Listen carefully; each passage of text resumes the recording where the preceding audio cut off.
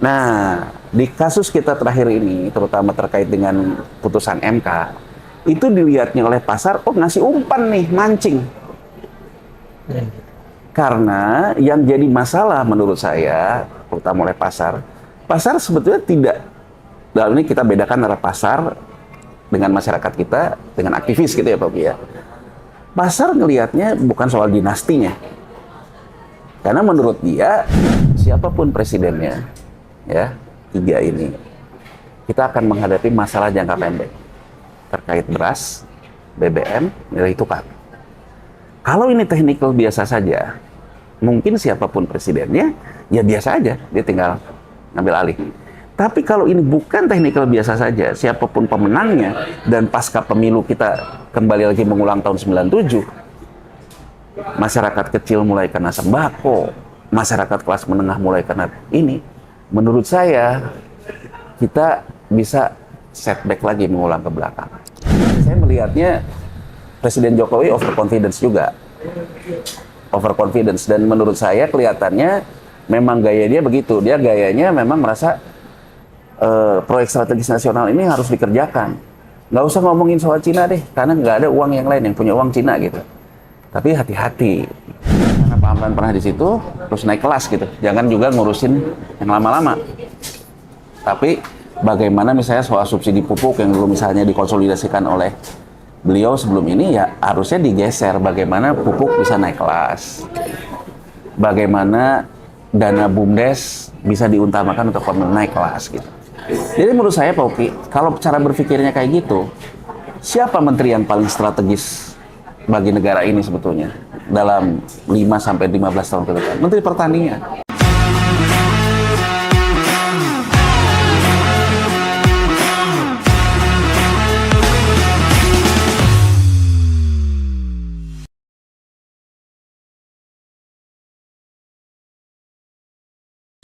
Halo sahabat Uki, bagaimana kabarnya hari ini? Saya berharap sahabat Uki sehat dan tetap bugar tentunya. Mohon maaf, cukup lama saya tidak tampil di CJS, Catatan Jurnalis Sukriansah, beberapa bulan saya kira ya. Dan hari ini saya akan kembali, aktif kembali sebagai host di CJS. Siang ini saya bersama dengan Dr. Yanuar Rizky. Kita akan berbicara tentang ekonomi Indonesia khususnya, apalagi sekarang menjelang pemilu. Kita tahu sudah ada 3 calon presiden yang sudah mendaftar di KPU. Dr. Yanuar Rizky, kita pernah mewawancarainya beberapa waktu lalu, dan kita tentu tahu bagaimana analisis-analisisnya yang sangat tajam dan juga tepat. Hari ini, siang ini kita bersama dengan beliau. Bagaimana kabar Pak Yanuar? Baik Pak Uki, sehat alhamdulillah Pak Uki. Tetap fitness terus? Iya, kita jaga kesehatan aja. Siap. Pak Yanuar, ya. Ini kan kalau bisa cerita sedikit dulu kondisi ekonomi kita saat ini, dan tentunya bagaimana Pak Yanuar melihat prediksi ekonomi kita dari 3 calon yang ada ini. Oke, pertama kita ngelihat kondisi ekonomi dunia dulu ya. Ya. Jadi sebetulnya beberapa yang kita bicarakan di podcast terdahulu, ya, sinyal-sinyalnya ini kan semakin tampak ya. Jadi kita waktu itu membahas juga bahwa krisis ini mau di episode yang mana nih? Ya. Apakah episode depresi besar seperti tahun 1932 ya setelah flu Spanyol? Apakah krisis surat utang seperti di Amerika Latin tahun 1980? Apakah ini model krisis setelah krisis surat utang di Amerika Latin kan perang Teluk ya. Setelah itu ada bubble.com. Setelah itu krisis moneter Asia 98. Yeah. Nah, di podcast yang lalu kan kita mencari gambaran seperti itu. Yeah. Nah, kalau kita lihat sekarang terkait dengan perang geopolitik, ya, semakin kelihatan bahwa tidak ada titik temu. Ya, terutama misalnya Rusia, Ukraina, kita udah tahu dari lama. Sekarang juga ada Israel dan juga Palestina, ya, Hamas dan sebagainya. Ya. Jadi sinyal bahwa dunia ini mengarah kepada perang itu memang ada. Jadi sinyal-sinyal seperti di tahun 1920 sampai dengan 1945. Oke. Great Depression. Di 1920 sampai dengan 1928 juga sebetulnya depresi besar juga diawali oleh krisis pangan dan kemudian krisis energi. Nah, krisis pangan juga sekarang sudah mulai kelihatan karena kelihatannya banyak pemimpin dunia menganggap bahwa akhirnya front loading namanya dalam ekonomi. Jadi dari front loading itu dia mengutamakan logistik diambil duluan sehingga akhirnya kalaupun terjadi apa-apa mereka punya logistik. Nah, jadi yang melakukan front loading ini banyak gitu ya, dan termasuk yang punya resources itu juga mencoba untuk menahan untuk tidak ekspor. Misalnya India dengan beras dan sebagainya. Nah, jadi tanda-tanda bahwa dunia memprediksi ke depan ini akan terjadi pertarungan pangan itu terjadi. Kedua adalah soal energi, terkait dengan energi hijau dan sebagainya. Nah, sekarang kalau kita lihat dari gejala-gejala itu apa terkait dengan pilpres kita, ya. Jadi pilpres kita ini suka nggak suka kita juga akan terpengaruh geopolitik oleh dua kekuatan besar. Kekuatan besar yang pertama adalah kekuatan Amerika Serikat dengan sekutunya. Jadi ini kubu Special Drawing Right IMF. Jadi Special Drawing Right IMF ini adalah kumpulan mata uang yang mengatur mata uang dunia atau ruling currency yang isinya adalah US dollar, euro, Japanese yen, dan karena waktu itu Cina juga ribut 2010 Cina mulai dimasukkan tapi sedikit. Tapi Cina ini kelihatannya juga masih nggak puas, dia bergabung dengan Rusia dan sebagainya di BRICS. Jadi secara monetaris, jadi monetaris ini dunia diatur oleh kaum-kaum moneter. Ini juga lagi terjadi pertarungan perang moneter antara kubunya IMF, SDR IMF, dengan kubunya BRICS, termasuk juga dengan penyelesaian dan sebagainya. Nah, ini ada dua tipikal yang berbeda, Pak Uki. Iya. Ya. Jadi tipikalnya adalah kalau kubunya SDR IMF ini, dia modelnya adalah good governance atau tata kelola. Jadi orang akan masuk ke dalam satu investasi, dia lihat dulu hukumnya gimana, tata kelolanya gimana, negara demokrasinya gimana, isu HAM, ya kan, isu hukum dan sebagainya. Intinya adalah bahwa dia akan investasi dengan syarat-syarat bankable terkait dengan tata kelola. Oke. Nah, sekarang ada kubu yang dilawannya ini Cina. Cina juga punya investment gitu ya, uang lebihnya untuk investasi di mana-mana. Nah, Cina ini menjadi fenomena baru juga. Dia tidak terlalu peduli terhadap AMDAL gitu ya, terkait dengan tata kelola. Dia juga tidak terlalu peduli terkait dengan segala macam. Pokoknya orang mau pakai barang dia gitu ya. Orang mau juga menerima tenaga kerja dia mau melakukan investasi di awal. Nah, kelihatannya pola Cina ini disadari atau tidak disadari, ini cocok dengan kultur pengusaha kita. Oke. Ya, cocok juga dengan kultur birokrasi kita. Oke. Bahasanya tuh nggak ribet lah gitu. Iya, iya. Ya kan, nggak ribet. Jadi pragmatis saja deh. Iya. Yang penting segala macam. Nah, ini membesar. Ya kan, ini membesar. Nah, ini ada bahayanya nggak? Kalau kita lihat dalam sejarah pertarungan dunia, ada. Nah, terutama misalnya statement terakhir ketika Pak Jokowi kemarin ke Cina, Presiden Jokowi kan mengatakan bahwa IKN itu masuk dalam Ring Belt Road-nya Cina. Oke. Jadi dalam program strategisnya Cina. Hilirisasi energi juga ke sana. Iya. Pak Jokowi juga minta bantuan beras ke Cina. Yang kalau kita lihat Pak Uki, Cina itu dia sudah melakukan front loading beras dari Vietnam, dari Thailand, dan juga dari India. Itu dari sejak COVID. Iya. Jadi sebetulnya kalau kita sekarang mengambil dikasih oleh Cina beras itu belum tentu beras hasil Cina. Karena Cina itu juga melakukan front loading, dia membeli. Oke. Jadi sebelum India melakukan pembatasan ekspor, dia udah beli duluan. Iya. Itu yang disebut dengan front loading. Gitu juga berasnya Vietnam yang ikut India juga nggak mau jual, dia juga udah beli. Jadi Cina itu memang punya stok berlebih yang didapatkan dari impor dia. Iya. Nah, kita mau dikasih nih oleh Cina, karena kan cari berasnya juga sekarang susah. Iya. Gitu ya, semua negara. Jadi kalau makanya harganya naik. Ini juga jadi problem buat kita kan, harga beras. Tapi kata pun kita punya uang, kita mau front loading, harga juga udah naik, barang nggak ada. Nah ini kan yang kemudian dibantu dalam tanda petik oleh Cina. Jadi Cina dengan kata lain memberikan sebagian logistiknya 1 juta ton, ya kan, untuk Indonesia. Nah tentu kan ini ada konsekuensinya karena nggak ada makan siang yang gratis. Nah jadi kalau saya ngelihatnya bahwa Indonesia dibantu untuk menjaga stabilitas di depan kurva terkait dengan stok beras, gitu ya, dibantu oleh Cina.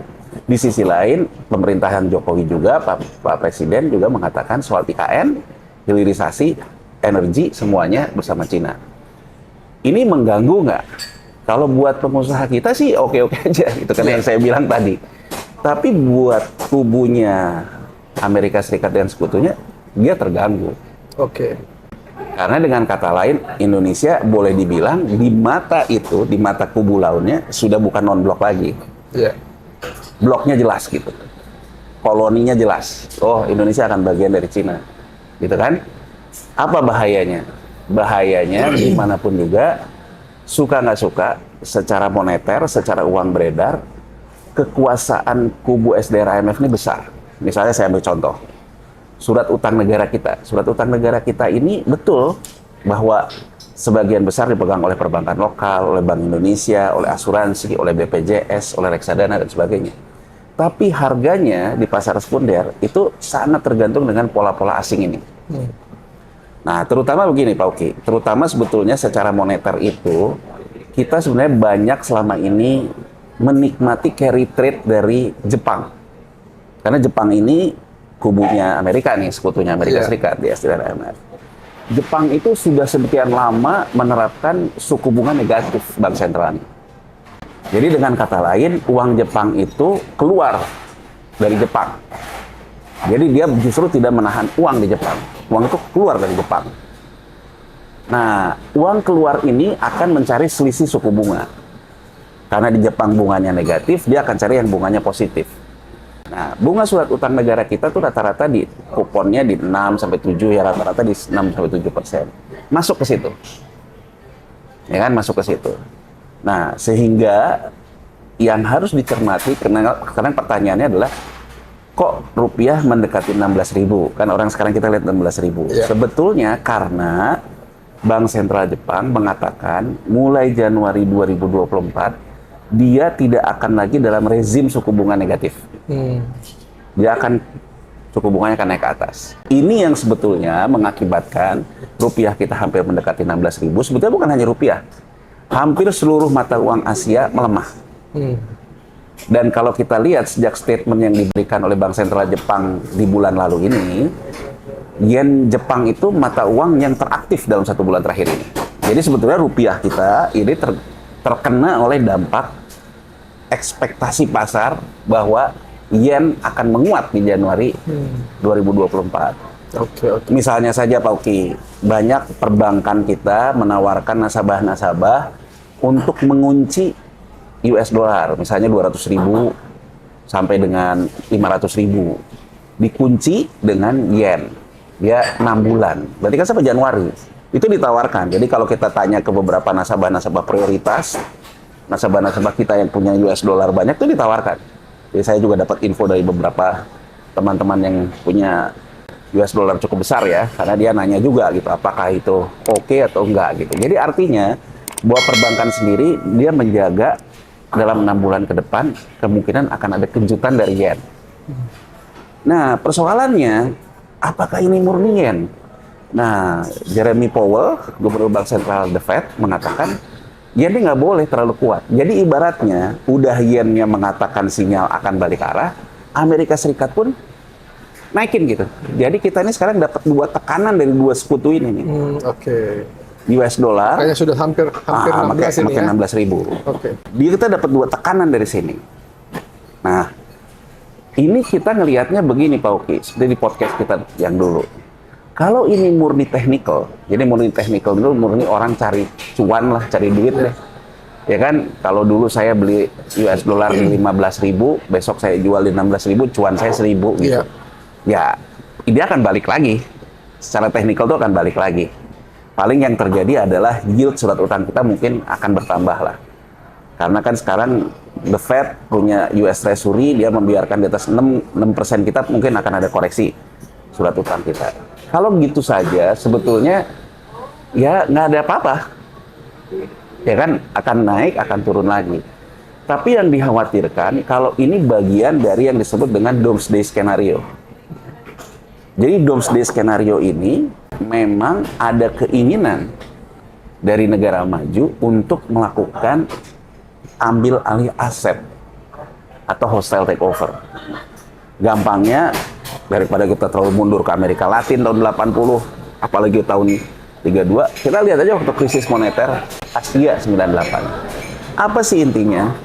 Intinya, nilai tukar terhadap US dollar itu, ketika dia misalnya, saya ambil contoh real aja. Kemarin US dollar itu paling top di 15.600.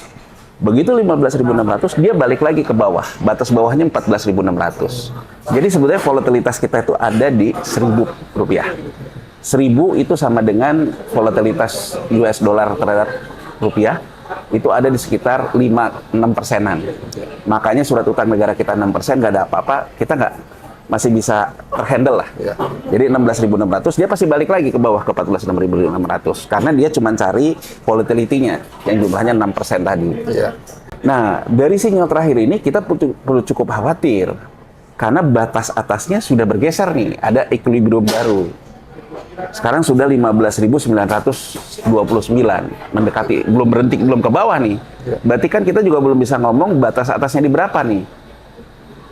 Kalau dia misalnya nanti di 16.000, dia berhenti, dia balik lagi ke bawah, nanti kita lihat batas bawahnya berapa. Kalau misalnya masih 1.000 perak ke 16.000, berarti ini technical biasa. Cuman dia equilibrium dulu aja, batas bawahnya dikatasin, batas atasnya juga dikatasin. Tapi akan repot misalnya Pak Uki, kalau dia misalnya ke 16.000, ke bawahnya ke 14.500, 1.500. Berarti dia menaikkan volatilitas. Berarti ada ancaman suku bunga. Nah, ini satu. Tapi kalau ini seperti ini, mungkin menurut saya respon kebijakan moneter BI masih bisa merespon. Karena ini persoalan suku bunga, paling naikin suku bunga, dan sebagainya, dan sebagainya. Nah, repotnya nih kalau dia terlalu tinggi nih batas atasnya berarti. Dan dia menginginkan doomsday gitu. Menginginkan nilai aset jatuh. Dia menginginkan juga terjadi kredit macet. Seperti kita dulu 98. Nah, motif seperti ini ada nggak? Ya ada. Karena kalau kita ngomong, bedanya gaya Wall Street, gayanya dalam tanda petik itu gayanya Barat dengan gayanya Cina. Kalau gayanya Barat itu, dia memang senang mengambil barang jadi. Dia nggak suka gitu. Coba kita lihat startup itu. Startup itu angel investor dari Amerika Serikat selalu mengambil barang jadi. Tapi harga murah. Yeah. Nah, di sini resiko kita yang paling besar. Jadi hampir semua proyek kita sama Cina, pengusahanya juga adalah penguasa, ya kan, konflik kepentingan dan sebagainya. Nah, kalau ini dipukul, Pak Uki, karena untuk hostile takeover, maka yang akan jadi korban tuh masyarakat, rakyat. Ya. Karena rupiah kita akan kembali lagi terlalu tinggi, di saat harga beras juga tinggi, sehingga akhirnya orang teriak-teriak soal perut, soal sembako gitu. Kelas menengah juga ada persoalan koreksi nilai aset, harga saham jatuh, asuransi segala macam.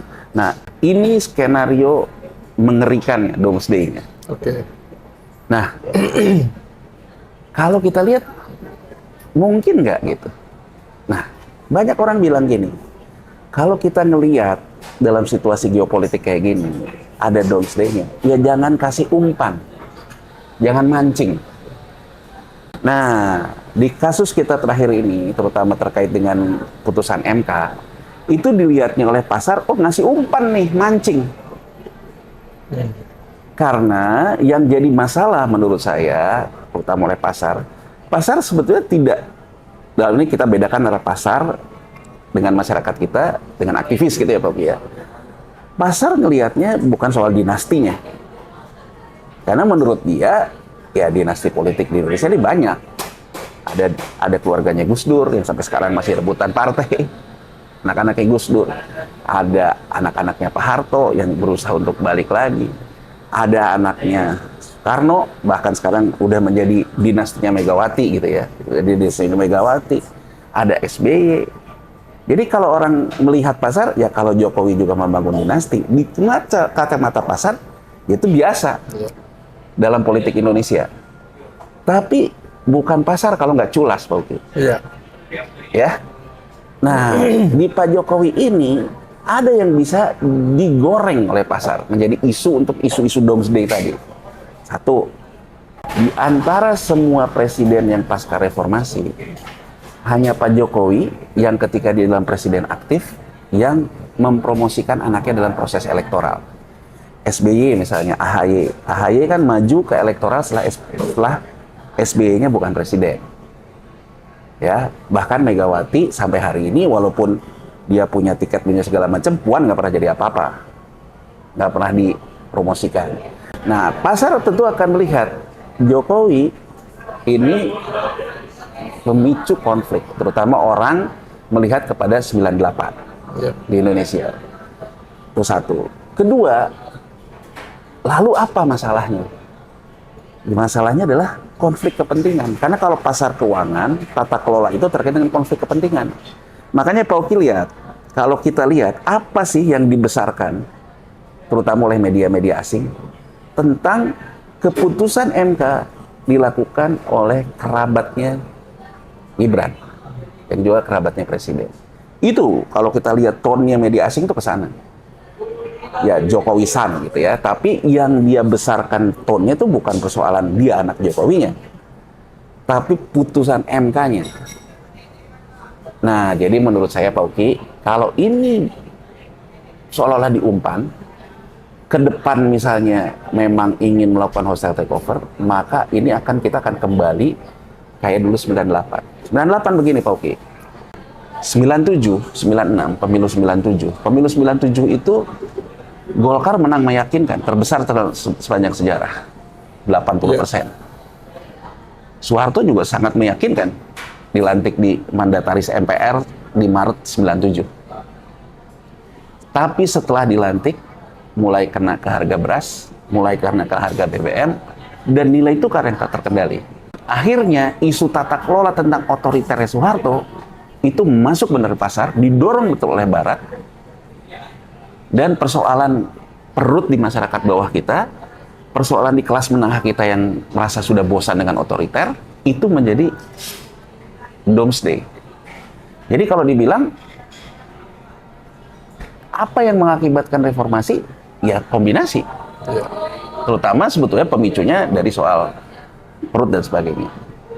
Tiga hal ini nampak sekarang.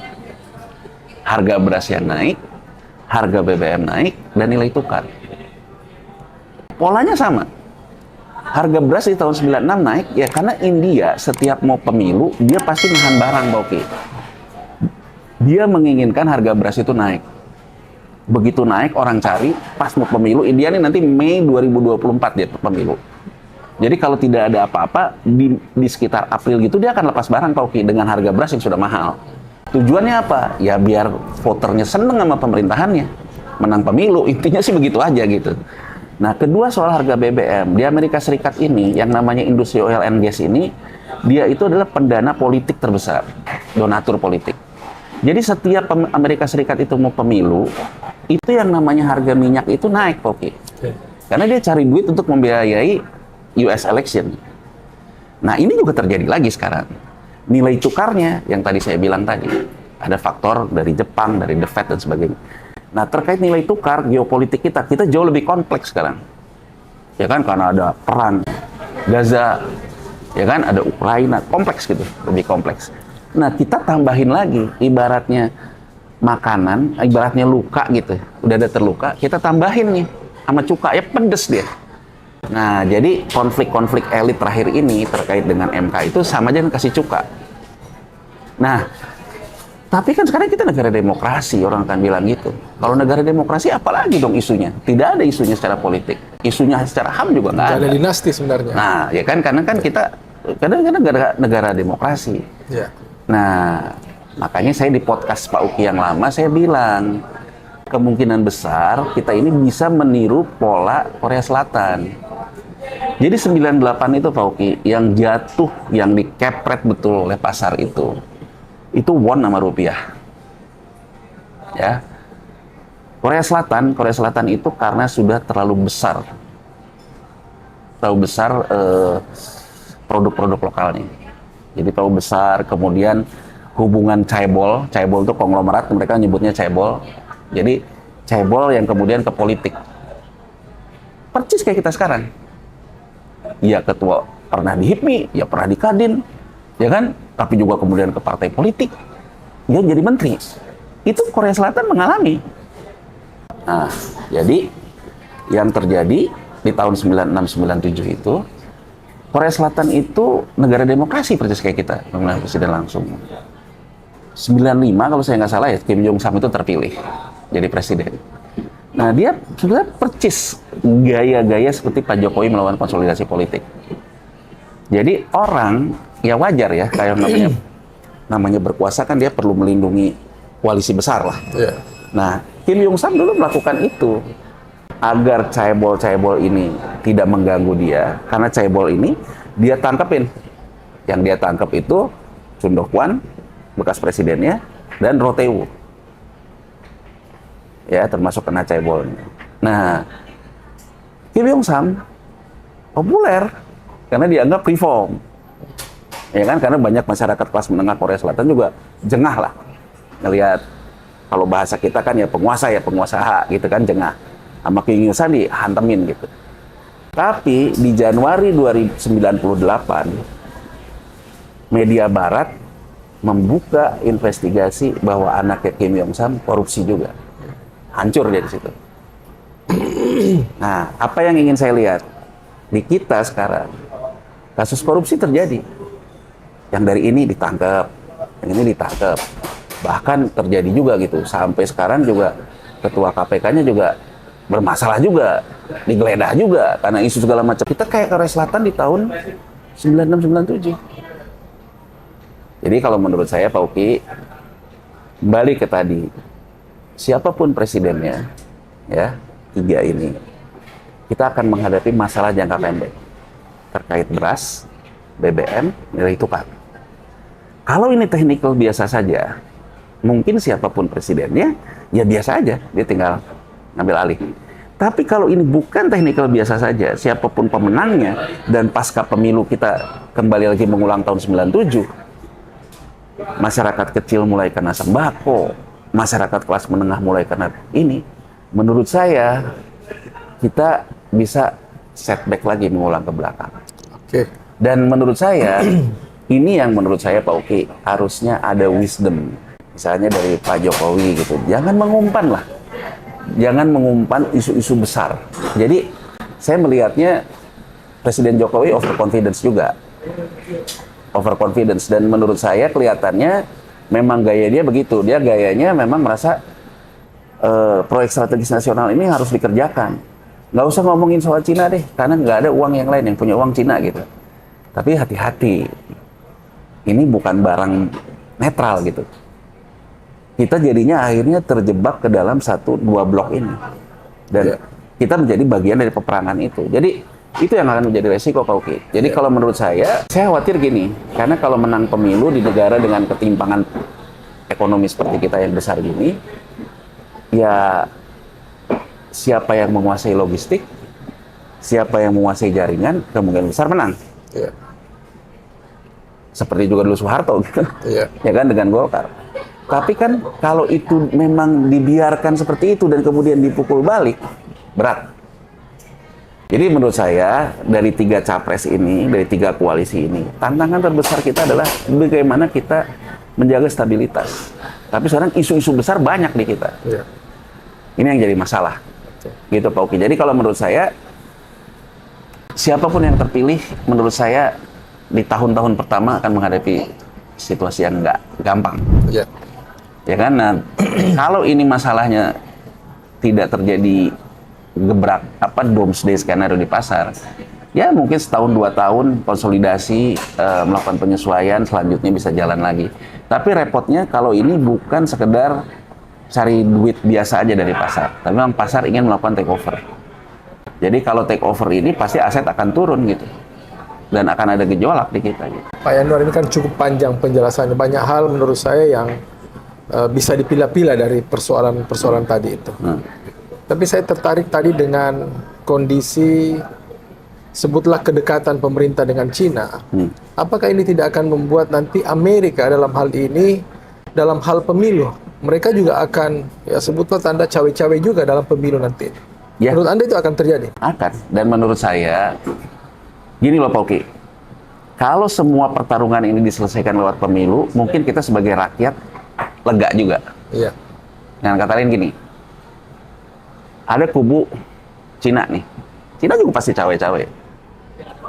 Apa untuk melindungi investasinya. Amerika juga cawe-cawe di pemilu. Jadi yang ini nggak tahu cawe-cawe ke kandidat mana, yang ini nggak tahu cawe-cawe ke kandidat mana. Nah mereka bertarung nih. Iya. Ya kan, nggak tahu nanti siapa menang. Ya kan? Nah, yang saya khawatir tuh gini Pak Uki, ini dibiarin nih. Yang ini diem aja gitu. Karena dia ingin memukulnya setelah pemilu. Dengan cara? Ya yang tadi saya bilang, isunya banyak kan. Nanti nilai tukarnya mulai melemah terus, beras naik, BBM naik, akhirnya orang walaupun dulu menang pemilu, orang kan gelisah kan. Tapi kalau dipikir, kalau menunggu pemilu kan sudah telat bagi dia, Amerika sebetulnya. Mungkin saja dia melakukan sebelum itu, sehingga dia bisa lebih banyak mendatangkan, sebutlah keuntungan untuk mereka kalau dia bergerak jauh sebelum pemilu. Ya, jadi kalau misalnya sebelum pemilu ini dan sampai pemilu terjadi interaksi dan kemudian terjadi permainan berbagi, mungkin kita nggak ada apa-apa, Oke. Jadi permainan berbagi itu soft power ya. Intinya kan bagi-bagi aja, jangan semua ke Cina dong, dia ke saya. Permainan berbaginya selesai, mungkin nggak ada apa-apa. Tapi kan yang repot itu kalau dia memang ingin men-take over, mengambil. Ya kan, kalau dia ingin men-take over ya dia pasti akan mencari krisis. Ya. Ya kan? Nah, take over pakai isu politik, harga aset turun. Ya kan? Itu kemungkinan yang setelah pemilu. Saya lihat hal yang sama itu sebetulnya saya baca dikemukakan oleh Pak Hendro Priyono ya. Ya. Pak Hendro Priyono bilang bahwa dia mengatakan Pilpres ini 3 kekuatan besar. Yang saya baca ya di media, Jokowi representasinya adalah Pak Prabowo, kedua Bu Mega representasinya Ganjar, ketiga Surya Paloh representasinya Anies. Pak Hendro bilang bahwa dia minta Pak Jokowi, Bu Mega, dan Surya Paloh untuk bisa tahan diri pasca pemilu. Artinya bacaan Hendro Priyono dengan saya sama. Bahwa pasca pemilu itu akan ada yang main isu untuk kepentingan ekonomi sebetulnya. Jadi saya membaca apa yang diutarakan Pak Hendro Priyono kurang lebih sama sama saya melihatnya.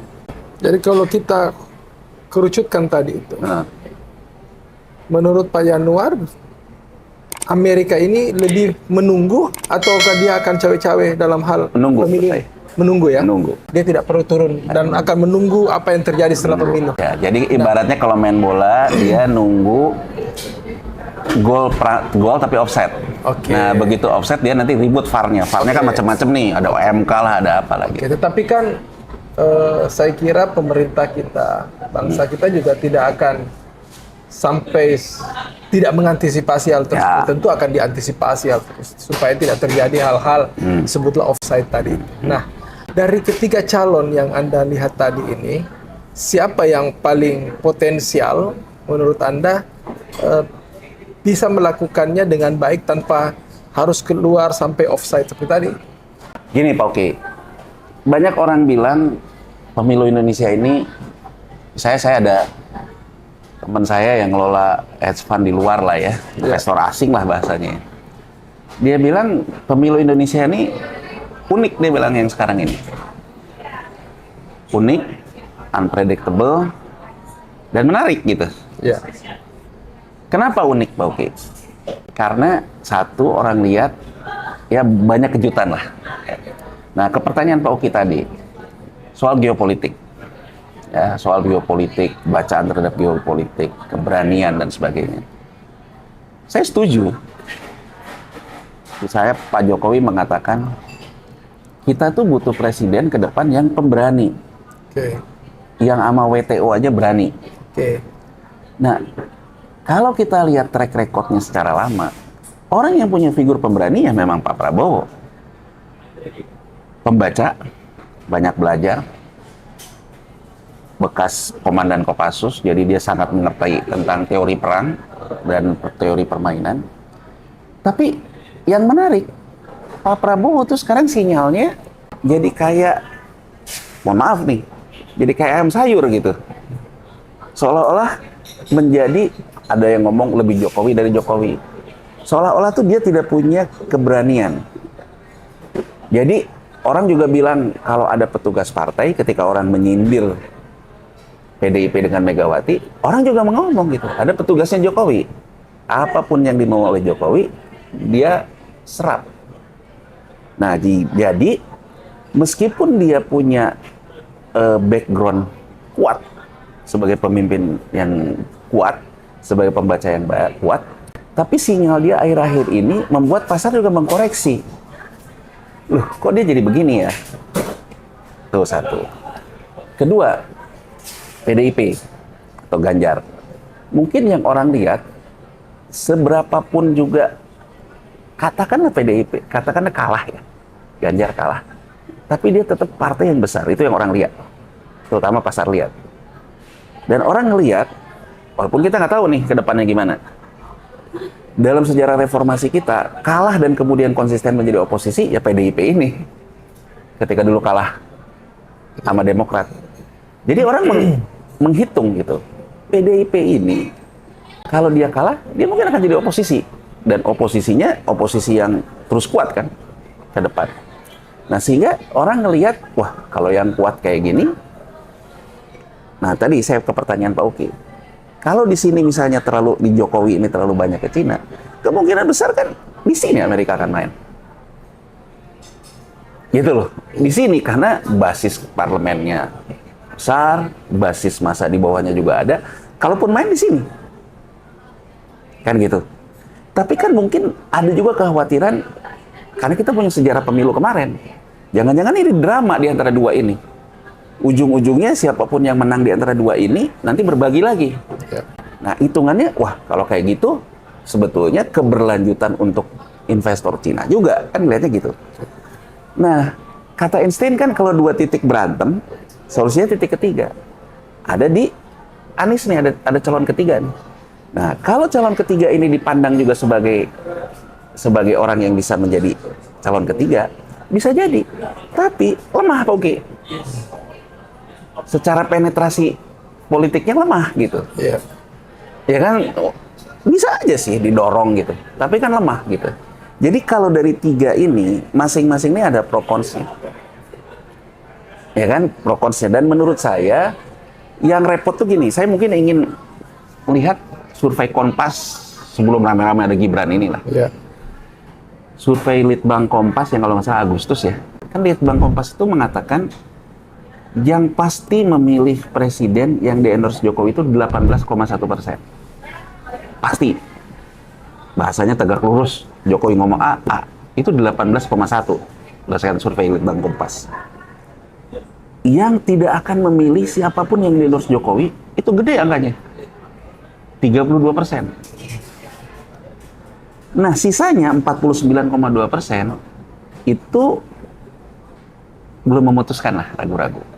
Jadi kalau kita lihat Pak Uki, kenapa orang selalu berebutan tentang Jokowi ke arah mana? Karena di survei, semua survei, popularitas Jokowi itu 70-80% Pak Uki. Ya. Jadi kalau saya ngelihatnya dari sisi data, orang yang 49,2 ini besar kemungkinan dulunya pemilih Jokowi. Itu yang diperebutkan. Ya. Tapi orang tidak beranjak ke melihat yang 30%, Pak Uki. Jadi orang memperebutkan yang 49. Jadi apa yang terjadi di koalisi Ganjar sama koalisi Prabowo itu memperebutkan itu sebetulnya.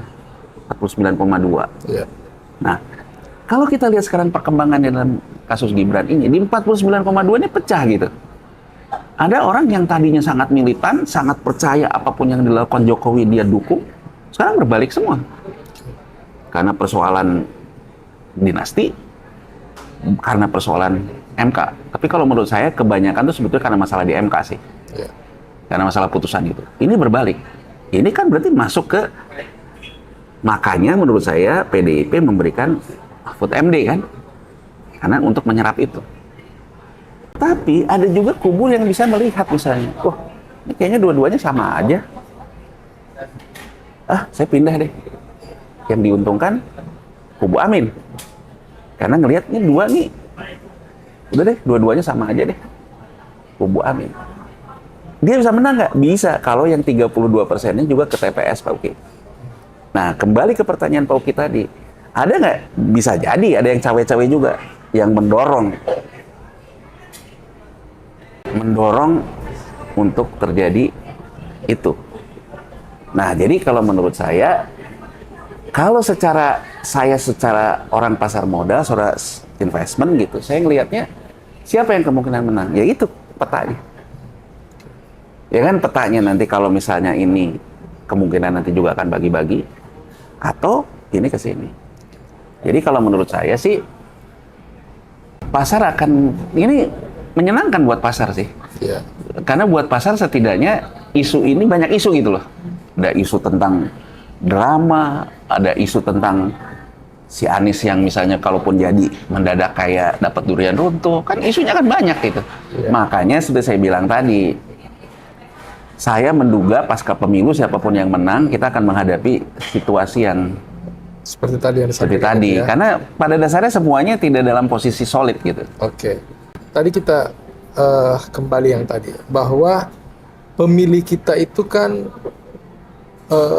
lebih dari 50% adalah pemilih 64% pemilih muda. Pemilih muda kan? 64% pemilih pemula lah, kira-kira seperti itu, Gen Z ya. Kalau mereka mencari yang sebayanya kan ada di Gibran. Pengaruh seperti itu bagaimana menurut Anda? Tergantung, Poki. Ya. Jadi 64% generasi milenial dan generasi Z itu juga mewarisi ketimpangan dari orang tuanya. Jadi ketimpangan itu orang yang orang tuanya pejabat, orang tuanya eksekutif ataupun profesional di swasta, dia akan mewarisi budaya dari orang tuanya, budaya kelas menengah. Dia juga akan mewarisi yang namanya jejaring. Inilah yang dibidik, makanya selalu ngomong-ngomong soal startup, soal saham. Ya. Karena kelompok ini adalah kelompok itu. Kelompok tengah-tengah. Yang orang tuanya eksekutif di perusahaan gitu, tengah-tengah. Dia juga akan menguasai jaringan. Ada kelompok yang memang bagian dari oligarki. Udah kaya dari lahir. Dia akan mewarisi kekayaan itu. Ya kan? Tapi sebagian besar mewarisi kemiskinan orang tuanya. Jadi dari 64% Gen Z dan juga milenial itu, kue terbesarnya tetap mewarisi kemiskinan orang tuanya. Nah, betul bahwa mereka itu ada di digital, ya. Kenapa? Berburu konten kan? Karena dengan konten, sohor bisa menang. Jadi beda nih, kalau kelompok yang tengah-tengah berada di digital itu berpikir tentang startup, berpikir tentang saham, berpikir tentang segala macam, yang di atasnya berpikir membuat startup, nanti akan dapat angel investor. Nah, kalau yang di sini, ini berburu konten nih. Nah, yang ingin saya utarakan lewat podcast Pak Uki ini terhadap 3 calon presiden kita, juga terhadap Pak Jokowi yang masih presiden, kita ini mengkhawatirkan sebetulnya datanya. Karena ternyata kita itu sekarang pekerja informalnya makin naik, pekerja formalnya turun. Itu juga sebenarnya menggambarkan Gen Z kita. Jadi sebetulnya dalam pemilih kita ini kebanyakan berada dalam digital sebagai konten kreator, sebagai driver ojol, pemain judi online, Poki. Dan kalau kita lihat datanya, pinjol itu per bulannya itu 18 triliun penyalurannya. Menurut OJK, bad debt-nya sekitar 10%, 1,8 T. Kalau kita lihat lagi, buat apa sih pinjol itu dipakai? Ke judi online. Jadi ingin saya katakan bahwa Gen Z kita ini juga bermasalah loh dengan kemiskinannya. Orang kayak gini mungkin dia juga nggak tahu siapa pemilihnya. Tapi kan bisa misalnya dalam artian tuh dicekokin dengan narasi-narasi, pakai joget-joget dengan narasi Gibran yang tadi Pak Uki bilang. Ya dia memilih Gibran bukan karena menganggap Gibran itu dia, bukan. Ya pilih aja deh gitu. Tapi dia punya loyalitas nggak? Enggak. Kalau besok misalnya pinjolnya macet, dikejar-kejar orang, dia teriak-teriak juga gitu. Nah, kelas menengah yang tengahnya menurut saya nggak akan ke Gibran. Karena dia akan ngelihatnya kenapa? Wah, itu mah karena bapaknya aja presiden. Itu ya mungkin harus dibuktikan oleh survei ya. Tapi kenapa Gen Z itu bisa didorong ya? Karena yang miskin banyaknya ini, Pak Uki. Kalau yang miskinnya banyak ini kan sama juga kayak bapaknya, mikirnya Satria Piningit aja. Mikirnya ya asal jelas aja deh, dapat apa. Misalnya gini, orang banyak bilang, Gibran ini kok banyak di TikTok misalnya FYP-nya mendukung gitu, termasuk yang anak-anak muda itu. Simpel kalau saya ngelihatnya, Pak Uki. Karena ada tim narasi, tim kampanye yang memainkan algoritma, dia bermain juga di situ untuk tujuan supaya ikut nebeng ke sohor gitu, Pak Oke. Ini kan, jadi tipikal pemilihnya tuh bukan ideologis sebetulnya, bukan juga karena Gibran mewakili ya, semata-mata kebutuhan pragmatis dia juga, FYP dia dan sebagainya gitu. Nah ini sangat rentan sekali. Nah jadi kalau menurut saya, karena kondisi rentan seperti itu, kita sangat butuh stabilitas yang saya katakan tadi. Kalau stabilitasnya tidak terjadi, yang kelompok tengah juga akan marah-marah seperti Korea Selatan tahun 98. Karena reksadana jatuh, saham jatuh, asuransi jatuh. Marah mereka. Walaupun tadinya milih juga bisa marah karena turun kan. Yang di bawahnya kena ini. Jadi menurut saya tuh bahwa kita melihatnya pemilu bahwa oke, yang bawah ini kita munculkan operasi-operasi lapangan. Yang tengah ini main ekspektasi. Betul Pak Uki, tapi ini akan stabil kalau tidak ada apa-apa. Tapi kalau ekonominya yang saya bilang hostile takeover terjadi, harga saham jatuh, reksadana jatuh, tengah ini akan ribut. Gen Z ini, karena sahamnya jatuh. Yang bawah juga akan ribut karena dikejar-kejar pinjol. Itu. Jadi menurut saya tuh kita harus bedakan antara pemilu milih sama setelah pemilu. Jadi menang, setelah menang menurut saya ke pasangan Pak Prabowo Gibran, Ganjar Mahfud MD, Anies sama Muhaimin, Anda tuh sebenarnya siap nggak kalau udah menang? Terutama siap nggak kalau udah menang itu ternyata dunia tidak seindah yang dibayangkan. Itu kan kuncinya. Sahabat Uki, kita sudah mendengarkan tadi Pak Yanuar bercerita dan sepertinya agak tegang dan cukup mencekam juga kondisi saat ini maupun nanti setelah pemilu. Tapi seperti yang disampaikan bahwa pemilu ini harus sejuk dan damai. Kita jangan sampai ada ribut, kerusuhan, apalagi sampai terjadi pertikaian di antara seluruh masyarakat kita. Nah untuk itu menurut saya ini banyak yang bisa tadi kita pelajari, yang banyak kita bisa introspeksi diri kita sehingga tidak terjadi seperti yang diceritakan Pak Yanuar tadi. Untuk itu menurut saya Pak Yanuar, ancaman terbesar kan setelah pemilunya. Setelah pemilu. Nah tadi ada misalnya soal pangan, soal energi, nilai tukar. Nah, ini kan juga nilai tukar sekarang sudah hampir 16. Nah pangan ini seperti yang kita tahu kan dalam konteks di Indonesia kita sudah mengimpor kembali cukup besar. Kemudian energi juga kita tahu tidak sedang baik-baik saja. Kemudian nilai tukar yang sudah sampai 16. Dari pertanian misalnya ada kan sebutlah ada masuk menteri baru. Walaupun untuk kedua kalinya Pak Andi Amran Sulaiman di Kementerian Pertanian, yang dulu ketika masuk ke dalam bisa terjadi justru ekspor ketika itu. Ada harapan kan di situ menurut Pak? Iya, sebenarnya gini Pak ya, saya tuh sebetulnya merindukan kita itu melakukan politik ekonomi pertanian. Politik ekonomi pertanian. Jadi menurut saya sebetulnya 3 capres ini, kalau yang saya lihat dalam visi misinya, sebenarnya terjebak kepada pemilih yang 64% Gen Z dan milenial. Dan dia terjebak juga bahwa Gen Z milenial itu ada digital. Padahal menurut saya yang kita butuhkan itu adalah reforma agraria. Oke. Jadi kalau kita lihat Pak Uki, Amerika Serikat, Cina, sama India, kenapa dia bisa menjadi negara besar? Karena dia memang melakukan politik ekonomi terhadap kaum tanahnya. Ya kan? Menyediakan pekerjaan dan sebagainya. Kedaulatan pangan dan juga pekerjaan. Nah, jadi kalau menurut saya, ini yang harusnya jadi agenda besar dari pemimpin itu. Jadi bagaimana kita melakukan agenda reforma agraria ini, katakan saja kita misalnya butuh food estate. Kalau food estate itu kan satu yang jadi masalah itu adalah Pak Uki, mekanisasi akan mengorbankan buruh tani, padahal betapa banyak buruh tani kita yang bekerja. Kedua adalah tentang lahan, konsolidasi lahan. Berarti kan Menteri Pertanian harus juga punya agenda mentransformasi orang yang tadinya buruh tani menjadi pekerja di sektor jasa pertanian. Artinya apa? Punya juga agenda untuk menumbuhkan industri jasa pertanian di pedesaan. Artinya apa? Kalau kita mau ngomongin tentang startup, tentang digital, tentang segala macam kan ke sana arahnya.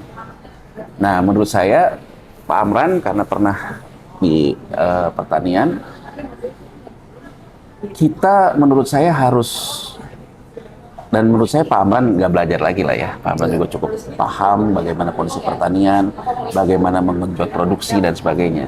Tapi menurut saya agenda-agenda ke depan mempersiapkan tentang reforma agraria harus dilakukan. Misalnya seperti yang dikeluhkan oleh Presiden, ini subsidi pupuk segini bedanya, apa sih dampaknya? Nah, kita kan mungkin harus berpikir, bahwa tujuan fiskal itu tanahnya. Jadi mungkin Pak Amran karena juga sudah tahu masalahnya, bisa juga memulai misalnya meminta, ya walaupun tinggal 1 tahun terakhir ya, tapi kan bisa diagendakan untuk pemerintah berikutnya. Menurut saya mungkin bisa melakukan apa yang dilakukan oleh Cina dan India, melakukan audit unsur hara tanah, sehingga akhirnya nanti pupuk itu juga tepat. Kita juga melakukan bahwa ke depan itu bukan lagi subsidi produk pupuk, tapi ya kita geser menjadi pemupukan.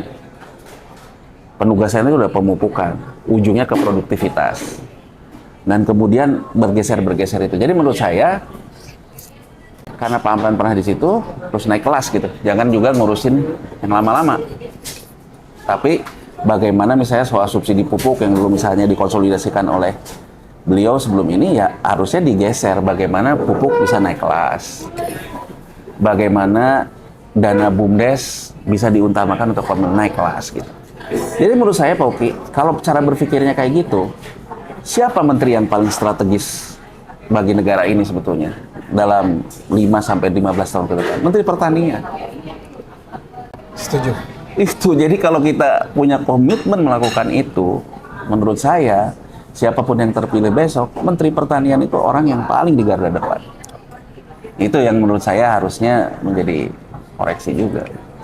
Sahabat Uki, kalau Pak Yanuar tadi cerita tentang pupuk, itu karena beliau juga mantan komisaris pupuk Indonesia, jadi tahu betul persoalan pupuk. Oke, Pak Yanuar, cukup panjang perbincangan kita dan kayaknya perlu ada episode ketiga, ya. Karena waktu juga hari Siap. ini kita harus menyelesaikan wawancara ini. Tapi ada hal yang menarik bagi saya tadi, bahwa tantangan kita sebagai bangsa yang akan menghadapi pemilu bukan hanya pada saat pemilu dan pra pemilunya, tetapi pasca pemilu itu menjadi lebih sangat penting, karena jangan sampai terjadi hal-hal yang seperti disampaikan tadi. Negara kita bisa kolaps Ya, bisa. setelah pemilu karena persoalan pangan, energi, dan nilai tukar yang tidak stabil. Mudah-mudahan itu tidak akan terjadi dengan kita, dengan Indonesia yang kita cintai ini, dan mudah-mudahan ke depan justru akan lebih baik. Makasih sahabat Tuki, jangan lupa bahagia. Makasih Pak Terima Yanto. kasih, Pak Ki. Siap.